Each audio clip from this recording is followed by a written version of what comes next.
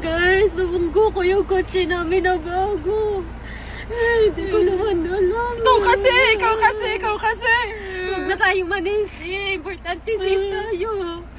Wala naman. Ano nangyari sa sasakyan? Suga pala, as in. Wala nasira. Kayo. Wala naman ang sasakyan nasira. Ito, okay ka lang ha. Hindi ka nasaktan, as in. Baka gusto mo kamustahin kami. Hindi mo na talaga, promise. Tip, pasa, nauntong ka. Wala bang makakamusta sa akin? Guys, gusto niyo ba kamustahin ako? Kamustahin niyo ako? Okay lang ako guys. Okay lang naman. Wala naman akong sugat. Wala naman. Wala, pati yung likod. Uy, babae, magsorry ka naman dun sa kambal mo.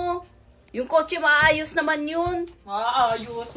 Gagastos pa kami niyan. Hindi yun gagastos, insurance ang sagot doon. Bahala siya. Bahala, maayos yun, maghintay ka lang. Pabida-bida kasi akala mo marunong mag-drive eh hindi naman. Aks na kapag salita ng... Nag-aayos ako ng stocks ng sabon ko. Mabuti pa bigyan mo na lang siya ng ganyan. Bigay mo to sa kanya. Isa